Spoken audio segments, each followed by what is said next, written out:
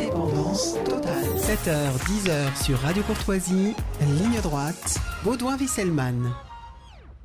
Bonjour Raphaël Audouard. Bonjour Baudouin. Et ce matin, nous allons parler de cette prolongation ou non, enfin de cette de la prolongation de l'interdiction, de l'autorisation du glyphosate. Désolé, c'est compliqué. Alors, qu'est-ce qui a été décidé au Parlement européen ? Bien comme souvent avec l'Union européenne, rien. En fait, le glyphosate, pour rappel, est un herbicide très utilisé en agriculture, mais qui est souvent accusé d'être mauvais à la fois pour l'environnement et pour la santé. Après d'intenses débats, il avait été autorisé pour 5 ans en 2017 par l'Union européenne. 5 ans plus tard, la Commission européenne avait proposé d'étendre son autorisation pour 10 ans de plus.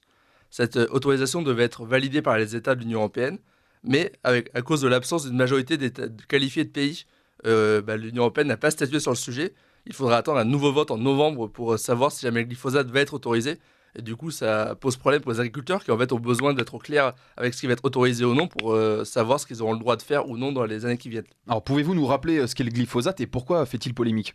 En fait, le glyphosate, c'est l'herbicide le plus utilisé au monde. Il est produit exclusivement par Monsanto et depuis le rachat de Monsanto par Bayer Monsanto. Pour faire simple, il permet d'accélérer la maturité des récoltes, de tuer les insectes nuisibles et de lutter contre les mauvaises herbes. Il est très efficace et il est peu coûteux à acheter et facile à stocker.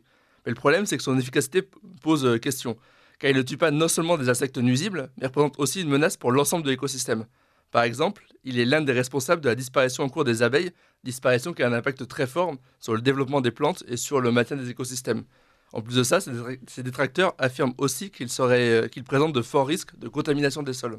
Et il est accusé de présenter des risques pour la santé aussi. Oui, et on comprend pourquoi. Le fait d'avoir massivement recours à des insecticides pour cultiver les aliments que nous mangeons peut être très dangereux. Le glyphosate est ainsi accusé d'être cancérigène. Le Centre international de recherche sur le cancer, qui dépend de l'OMS, l'a ainsi classé en 2015 comme potentiellement cancérigène. De plus, il est aussi soupçonné d'être un perturbateur endocrinien.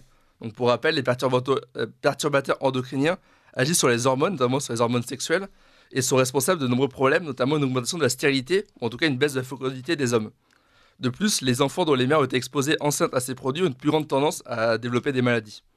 Alors, comment peut-on être sûr de cette dangerosité ? En fait, c'est très difficile.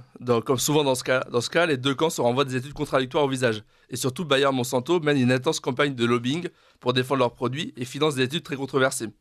Et on sait très bien que l'Union européenne n'est pas complètement résistante au lobbying. D'ailleurs, à rebours de l'OMS, l'Agence européenne des produits chimiques ne considère pas le produit comme cancérigène.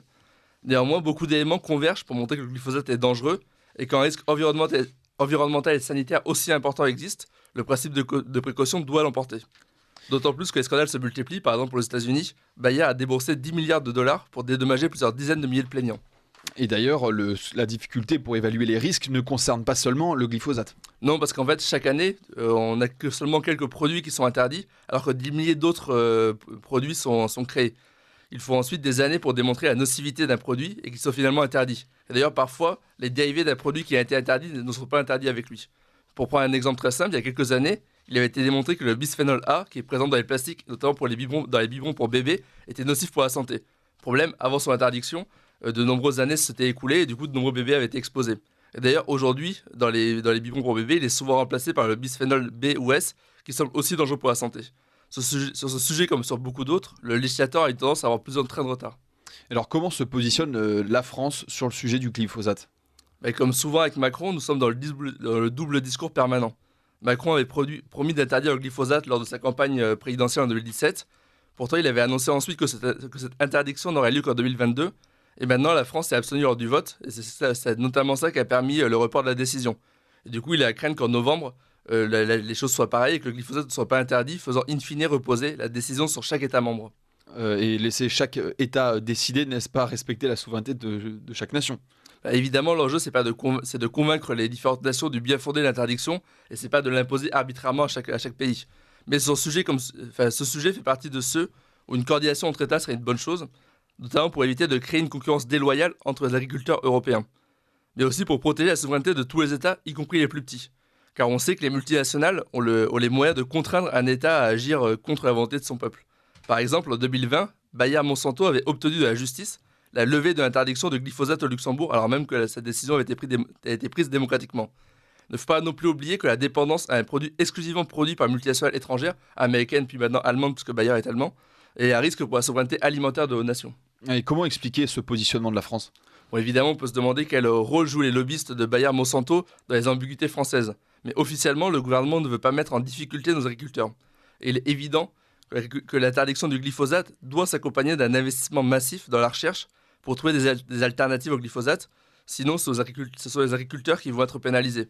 Il faudrait aussi interdire l'importation de produits traités au glyphosate, à la fois pour protéger la santé des Français et aussi éviter une concurrence déloyale entre agriculteurs étrangers et agriculteurs européens. Mais le gouvernement macroniste ne fait rien de tout ça et se contente d'un statu quo mauvais pour tout le monde, agriculteurs compris. Car il ne faut pas oublier que les agriculteurs sont les premières victimes de l'effondrement des écosystèmes et les premiers au contact de ce genre de produits nocifs pour leur santé. Si on veut que les choses s'améliorent, il faudrait que le Macron commence à prendre en compte non pas les intérêts des lobbyistes, mais ceux des citoyens européens et français. Merci beaucoup Raphaël Audouard. Je rappelle que vous êtes directeur de la Fondation Identité et Démocratie.